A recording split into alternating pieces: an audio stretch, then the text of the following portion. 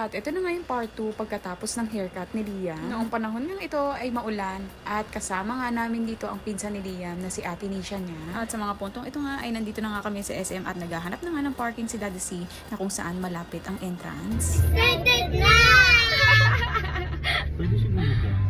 Noong nakapag-park na nga kami, sakto nga tumila na ang ulan at pumunta na nga kami dito sa mall. Pagpasok nga namin ng mall ay nag-CR na nga lang muna si Daddy C at etong dalawang kids ay naghahabulan habang iniintay namin si Daddy C. At makalipas nga ng ilang minuto at eto na nga si Daddy C ay natatanaw na nga namin. Sa mga puntong ito nga ay pupunta muna nga kami kung saan magpapagupit si Liam. Ang haircut vlog ni Liam, kung hindi nyo pa po napapanood ay mapapanood nyo po ito sa lahat ng social media accounts ni Liam. Fast forward nga matapos nga magpagupit ni Daddy C at saka ni Liam ay pumunta na nga kami dito sa playhouse.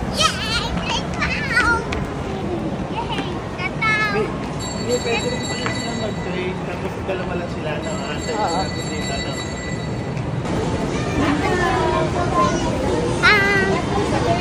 Etong playhouse nga na to ay pinangako ni Daddy C kay Liam. Kung matatandaan nyo nga po o kung napanood nyo yung mga nakaraan naming vlog, last year pa nga po nang huling pumasok po dito si Liam. Once in a blue moon lang talaga namin dalhin si Liam sa mga ganitong palaruan para na nga rin sa safety ni Liam. Kaya naman kung mapapansin nyo, pagka talaga nandito si Liam ay ini-enjoy niya talaga yung bawat oras, bawat minuto na nandito siya sa playhouse. Sa totoo lang, sobrang nagigilty din talaga kami ni Daddy C simula na nga na nagkaroon ng kapatid si Liam. May mga times kasi talaga na nakikita namin si Liam simula nung lumabas ang kanyang kapatid. Kapag hawak namin ni Daddy C si Riley, ang kanyang kapatid, minsan nakikita ni Daddy C na nakatitig lang sa amin si Liam at hindi nagsasalita. Minsan naman nagiging vocal siya sa amin at sinasabi niya na nagseselos siya sa kanyang kapatid. Sa totoo lang, bilang magulang napakahirap pala sa pakiramdam kapag may panganay ka at nasundan mo ang iyong panganay. Alam namin nahihirapan mag-adjust si Liam dahil nga nung mga panahon siya pa lang yung baby namin nasa kanya lahat ng atensyon namin ni Daddy C. Kaya lang ngayon kasing may kapatid na siya nahati na nga yung atensyon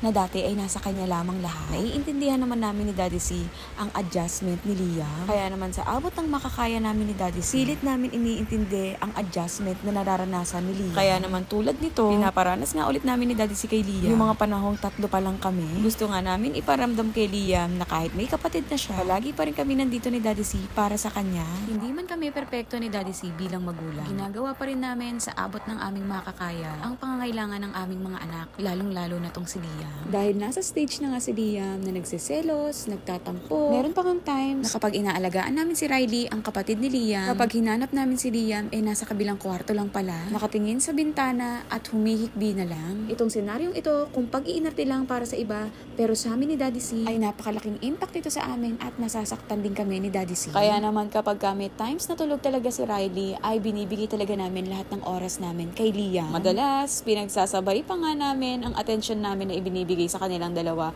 para na nga lang hindi maramdaman ni Liam yung nararamdaman niyang selos o tampo. Sa totoo, ay mahirap din pala para sa mga magulang ang mga ganitong senaryo. Minsan nga, nagsasearch pa kami ni Daddy C kung papaano i-handle yung mga ganitong sitwasyon. Pero lagi naman namin pinaiintindi kay Liam na kahit may kapatid na siya, na hindi pa rin magbabago ang pagmamahal namin para sa kanya. Hindi pa rin namin makakalimutan na siya ang aming miracle baby. At syempre, hindi namin makakalimutan yung sayang na ibigay niya sa amin nung dumating siya sa buhay namin ni Daddy C. Nako, ang dami ko na palang nakwento sa inyo at mabalik nga tayo dito sa paglalaro nitong magpinsan na si Nisha at si Liam. Sa mga puntong ito nga ay patuloy na ini-enjoy nilang magpinsan itong playhouse. Buti na nga lang na taon na ipinahiram sa amin ni Tito Ish at Tita Nicole ito si Ate Nisha at may kalaro nga si Liam dito sa playhouse. Makalipas nga ng ilang oras at natapos na nga silang maglaro.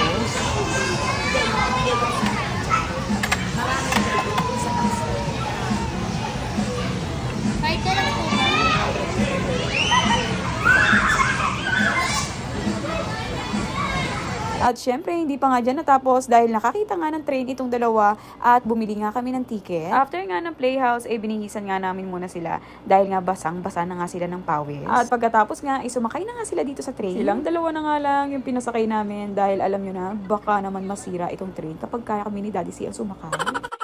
Makikita nyo sa mukha nitong dalawang chikiting na ito, napagod na nga sila pero gusto pa rin talaga nila maglaro. O diba, talaga naman sinusulit nila ang kanilang gala. After nga ng train, pumunta na nga kami sa walang katapusan Jollibee na nirequest nitong dalawang kids. Kaya naman pagdating na namin dito ay sobrang daming tao. Kaya naman lumabas na nga lang muna sila at ako naman ay umorder for takeout na lang. So yun lang guys. Thank you all for watching. God bless you all.